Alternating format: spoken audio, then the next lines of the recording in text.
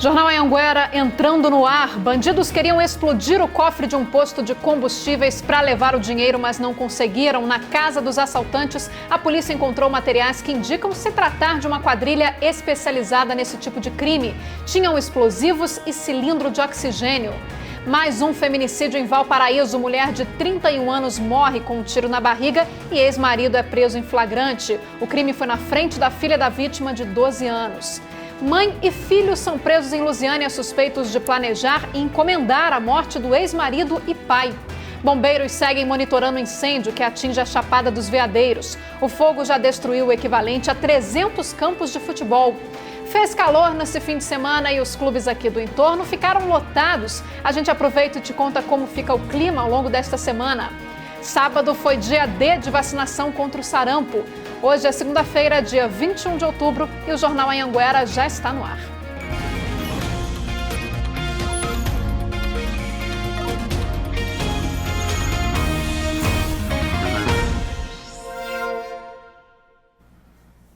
Olá, muito boa tarde para você. A gente começa a edição de hoje falando de mais um caso de feminicídio aqui no entorno. Dessa vez, a mulher estava tentando reconstruir a vida depois de se separar, mas o ex-marido com quem ela foi casada durante 15 anos não aceitava o fim do relacionamento e acabou matando a mulher na frente da filha de 12 anos. O crime foi nesse condomínio em Valparaíso. Poliana Cristine da Silva Correia, de 31 anos, morreu com um tiro na barriga. O suspeito é o ex-marido, Francisco Nascimento Souza, de 34 anos. Segundo a família, que não quis gravar a entrevista, o relacionamento do casal era conturbado e Francisco seria usuário de drogas. Na delegacia, a nossa equipe encontrou o suspeito dormindo no chão. Ele foi preso em flagrante. Em depoimento, Francisco disse que o crime aconteceu depois de uma discussão entre o casal. Paola foi morta na frente da filha de 12 anos, que conseguiu fugir e chamar a polícia. Inicialmente, ele tentou aí tirar um pouco de responsabilidade dele, dizendo que que a esposa teria pegado a arma de fogo, feito um disparo dentro de casa e que ele, ao tomar a arma dela, essa arma teria disparado acidentalmente. Mas a gente já identificou que isso aí não é verdade e que ele realmente foi autor desse feminicídio. O casal conviveu durante 15 anos e tinha 2 filhas. Paola morava em Santa Maria e se mudou há um mês para recomeçar uma nova vida longe do ex-marido, que tinha saído há pouco tempo da prisão. Também lembrar que a arma de fogo utilizada foi localizada, uma intervenção rápida da Polícia Militar, que conseguiu dar a resposta, prendeu o elemento e a arma de fogo. Então, nesse momento, ele está sendo autuado em flagrante pelo crime de feminicídio, vai ser autuado e encaminhado ao presídio do Valparaíso, onde vai ficar à disposição da Justiça. A gente acompanhou na semana passada 3 casos de feminicídio aqui no entorno e agora mais esse.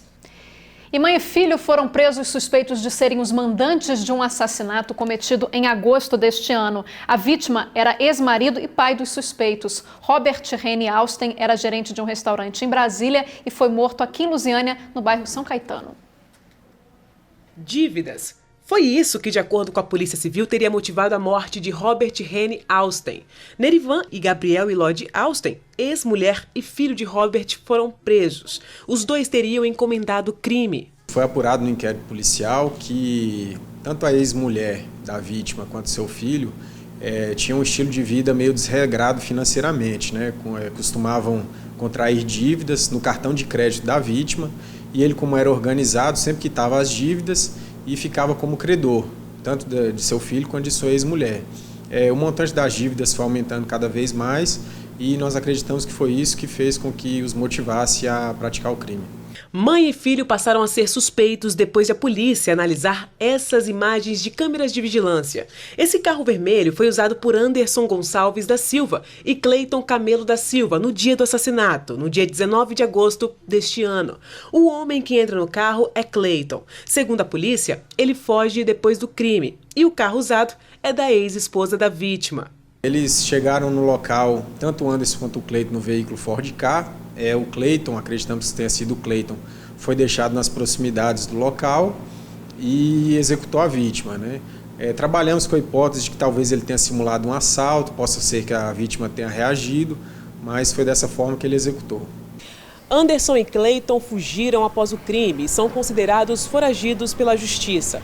De acordo com a polícia, os dois cumpriam pena no regime semiaberto por outros crimes e são considerados criminosos de alta periculosidade.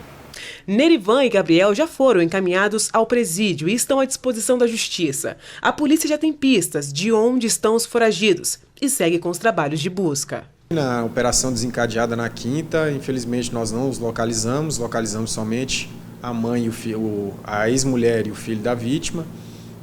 Nós continuamos com as diligências para tentar localizá-los. Aparentemente tudo se restringe somente aos 4.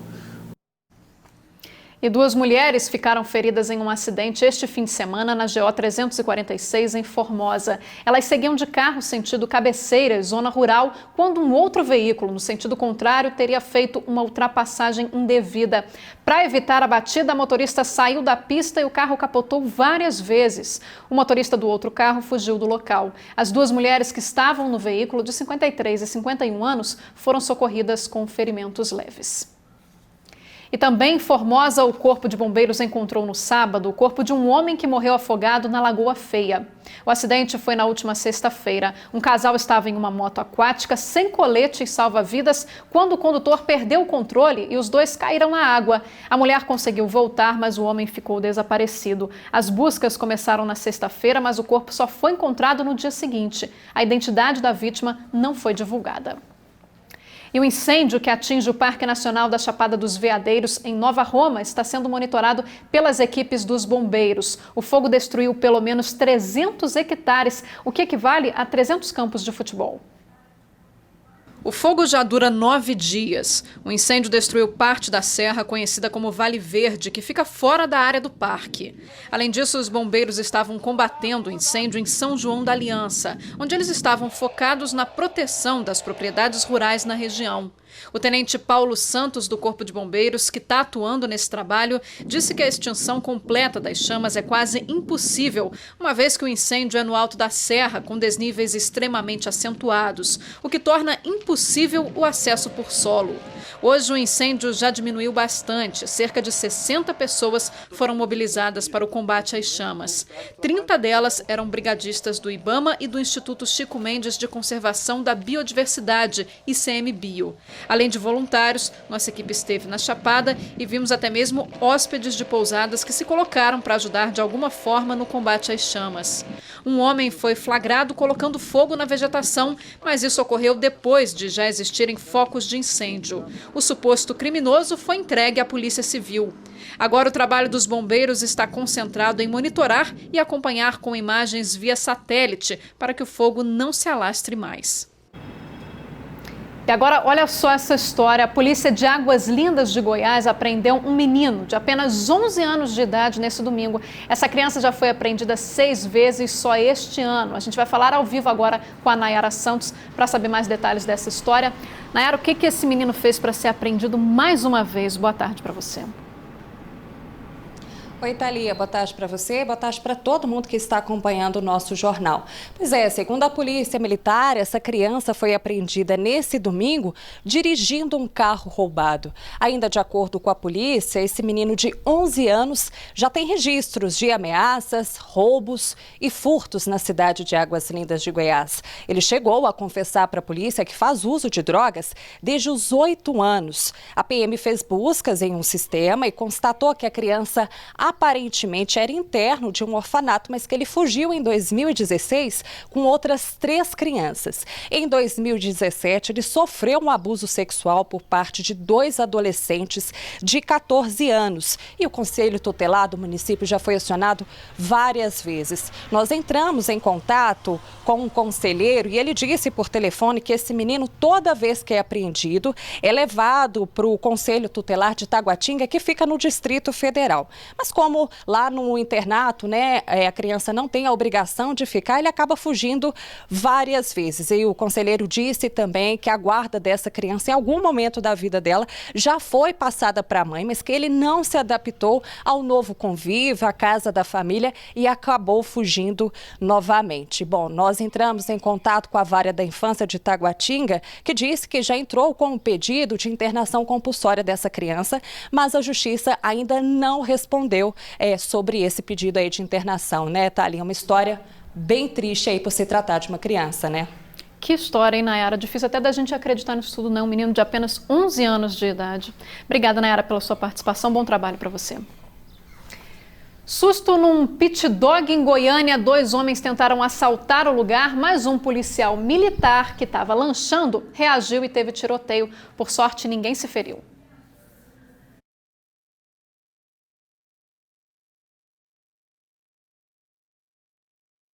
Fica na moto, enquanto o outro desce e com uma arma na mão anuncia o assalto. Um policial de folga reage e atira contra um dos assaltantes. Os clientes se assustam e se jogam no chão. Em seguida, as imagens mostram o policial atirando na direção dos criminosos. Por esse outro ângulo, dá para ver quando os funcionários do pit dog percebem a chegada dos assaltantes. Depois da reação do policial, eles se deitam atrás do balcão. O vídeo ainda mostra quando o condutor da moto volta para pegar o comparsa. O policial atira outra vez. Depois dá a volta no pit dog para se certificar de que os criminosos foram embora e só então os outros clientes se levantam. Tudo aconteceu neste pit dog, que fica no Parque das Laranjeiras. No momento em que os assaltantes chegaram, 7 pessoas estavam lanchando aqui no pit dog. Entre os clientes estava o policial militar. Segundo o que a investigação apurou, cerca de 10 tiros foram disparados. Os assaltantes fugiram sem levar nada. Apesar do confronto, ninguém ficou ferido. E no próximo bloco tem as vagas do Trabalha Brasil e a previsão do tempo. Hoje é dia do quadro Vamos Ajudar e eu te mostro a história da Daniela. Ela está precisando de tudo, principalmente de alimento para as crianças. Participe você também do Jornal Anhanguera, primeira edição.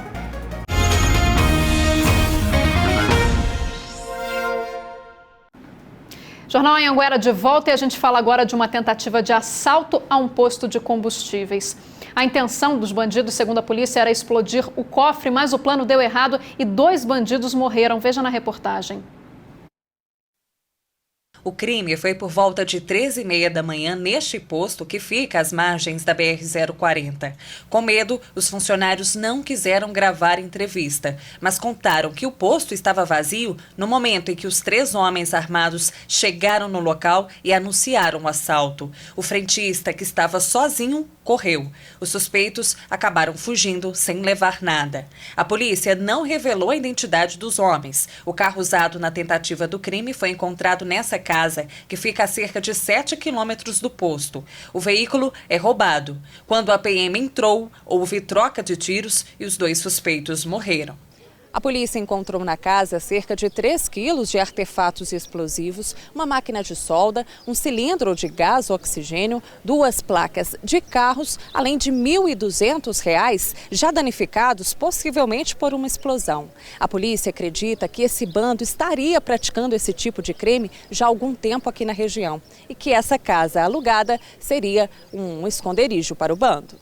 A força tática foi acionada para explodir os artefatos em um local seguro. O 3º suspeito ainda está foragido. Levantando maiores informações, nós conseguimos identificar que esse imóvel seria um imóvel locado onde eles utilizavam como esconderijo das ações criminosas. Conseguimos identificar a residência do mesmo e no imóvel encontramos dinheiro em espécie, aproximadamente R$ 1.200, notas ali danificadas de crimes anteriores, de explosões anteriores. Hora da gente ver os cachorrinhos que estão desaparecidos aqui no entorno. A Tatiane Gomes está à procura do Panda, que desapareceu no Parque Estrela d'Alva no último dia 10. Ele é um shih tzu. Se você tiver alguma informação, é só ligar no número 99194-1830 ou então no 995-654637. E a Ana Flávia está procurando o Bailey. Ele desapareceu no setor Alto das Caraíbas na última quinta-feira. Ele não tem raça definida. Qualquer informação é só ligar no telefone 98112-9588. E a gente confere agora as vagas de emprego disponíveis aqui para a região do entorno. As vagas são do site Trabalha Brasil. Em Lusiânia tem uma vaga para operador de empilhadeira, uma oportunidade para caseiro e uma vaga para motorista de caminhão. Em Cidade Ocidental tem uma vaga para chapeiro, uma vaga disponível para auxiliar de cozinha, uma oportunidade para professor de artes e uma para pedreiro. Em Santo Antônio do Descoberto tem uma vaga para representante comercial, 2 vagas para vendedor em comércio atacadista e uma oportunidade para vendedor interno, exclusiva para PNE, pessoas com necessidades especiais.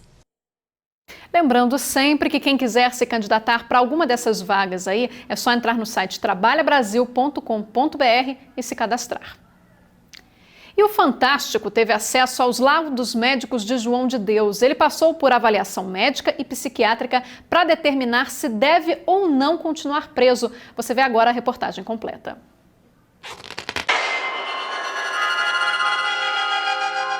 Já são 10 meses na cadeia e ele afirma: eu não estou me sentindo abandonado por Deus, não. João Teixeira de Faria, o João de Deus, é acusado de ter cometido abusos sexuais contra pelo menos 300 mulheres. Mas fala que é inocente, que está pagando pelo que teria feito em vidas passadas. É uma dívida, é de Deus. E acrescenta: eu sei que Deus vai me olhar e a justiça também. Eu confio na justiça dos homens. João de Deus fez estas afirmações nesse prédio do Tribunal de Justiça de Goiás, diante de 3 psiquiatras, no dia 26 de agosto. Eram 2 médicos e uma médica, peritos oficiais, encarregados de fazer um laudo sobre o estado mental do preso de 78 anos. A perícia foi feita nesta sala, como se fosse um consultório. João de Deus ficou aqui por mais de 3 horas. No mesmo dia, ele também foi avaliado por outras 2 médicas e um médico, responsáveis pela elaboração de um laudo clínico. As principais perguntas: João de Deus está doente? Ele tem condições de continuar nesta prisão em Aparecida de Goiânia? Essas informações elas são essenciais para a convicção do juiz acerca da melhor decisão a ser adotada naquele caso. João de Deus disse aos psiquiatras que não sabe ler e escrever, só consegue assinar o próprio nome. Contou que na infância foi 40 dias na escola e depois não voltou mais. Agora, no presídio, está tendo aula e ganhou um livro. E quem são os professores? 2 advogados, que também estão presos e dividem a mesma cela com ele. João de Deus, que dizia fazer curas espirituais, teve problemas de saúde fora da cadeia. Em 2015, devido a um câncer de estômago, fez cirurgia e quimioterapia. Também sofreu um infarto e precisou colocar 4 stents, próteses que evitam a obstrução dos vasos sanguíneos. Este ano, em março, graças a uma liminar, ele saiu da prisão e ficou internado no hospital até junho. O motivo? Um aneurisma no abdômen. Com João de Deus de volta para a cadeia, a defesa decidiu pedir à justiça que ele passasse por uma perícia oficial. Aos médicos da justiça, em agosto, ele relatou que na cadeia passou a sentir dores no quadril direito e no joelho direito e que às vezes aparecia sangue na urina. Também disse que desmaiou, caiu diversas vezes e que está usando bengala. O apetite, segundo ele, diminuiu. No dia da perícia, João de Deus pesava 84 quilos. Desde que foi preso, perdeu 37 quilos. Aos psiquiatras, disse que já fez atendimentos espirituais para mais de 8 milhões de pessoas. A maioria das vítimas de João de Deus afirma que sofreu os abusos na casa Dom Inácio, em Abadiânia, Goiás, justamente onde ele atendia as pessoas.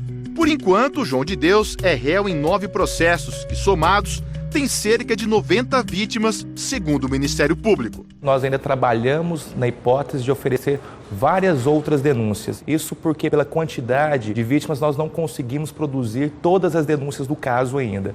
A última denúncia apresentada à Justiça pelo Ministério Público foi do caso desta mulher. Ela conta que estava sozinha com João de Deus quando sofreu abuso em 2017. Falou para eu me ajoelhar que ele tinha que abrir o meu chakra, que era ali que eu ia ter a minha cura. Foi onde teve o sexo oral. Perguntei para ele quem era que estava ali, se era a entidade ou se era o João. Aí ele falou, não, quem está aqui é o João. E o que será que os médicos da Justiça concluíram sobre João de Deus? Primeiro, que ele apresenta pensamento claro e coerente e capacidade de raciocínio plenamente preservada. Não é dependente químico e não tem desenvolvimento mental retardado ou incompleto. E ele sofre de alguma doença mental? A resposta, não. Os peritos também afirmaram que não há evidências do reaparecimento do câncer e que as doenças crônicas estão estabilizadas e sem sinais de gravidade. Disseram ainda que a perda de 37 quilos é normal, já que ele apresentava excesso de peso antes da prisão. A conclusão principal do laudo clínico é essa: João de Deus deve continuar na cadeia, já que os tratamentos necessários podem ser realizados com ele na prisão. O laudo psiquiátrico também é claro, diz que, se não há doença mental, não há necessidade de tratamento e, consequentemente, não há necessidade de se recuperar de algo que nunca existiu. Ou seja, ele deve continuar preso. O Fantástico conversou com esses dois médicos sobre os resultados dos laudos e eles afirmam: é um laudo que ele só mostra aquilo que é o mais comum. A maioria dos criminosos não tem nenhum transtorno mental. Simplesmente pelo fato de ter muitas doenças, a pessoa não precisa ficar hospitalizada. A defesa se disse surpresa com esse resultado, que considera equivocado. O seu João Teixeira, ele vai morrer dentro do presídio. Nós visitamos o seu João 2 vezes na semana e todas as vezes que nós vamos lá, ele está num quadro degenerativo pior. A unidade prisional não tem estrutura para receber um idoso de 78 anos. E por que João de Deus estaria tendo desmaios na cadeia? Os peritos oficiais levantam uma suspeita sobre os remédios que ele toma na prisão. São pelo menos 14, para tratar, por exemplo, colesterol alto, dor no peito e depressão. Mas o laudo psiquiátrico afirma: João de Deus não sofre de transtorno depressivo e ele está usando medicações de forma desnecessária. E isso pode estar causando efeitos colaterais como tontura e dificuldade de urinar. Se está certo, se não está certo, isso aí deveria ter sido dirimido com os médicos da unidade prisional. Eles têm responsabilidade total para inserir ou retirar o medicamento. A Secretaria de Segurança Pública de Goiás informou que João de Deus está sob cuidados médicos de profissionais particulares desde o dia 22 de julho. E segundo a nota, os 2 médicos do estado que trabalham na cadeia afirmam que não prescreveram os remédios usados pelo preso. A defesa deve pedir a realização de novos exames. Há 10 dias, João de Deus participou de uma audiência e reafirmou que está doente, mesmo com os laudos afirmando o contrário. Eu tenho câncer. Vocês estão vendo que eu estou morrendo. João de Deus deve começar a ser julgado ainda este ano. Nós podemos dizer que certamente ele passará seus últimos dias na prisão.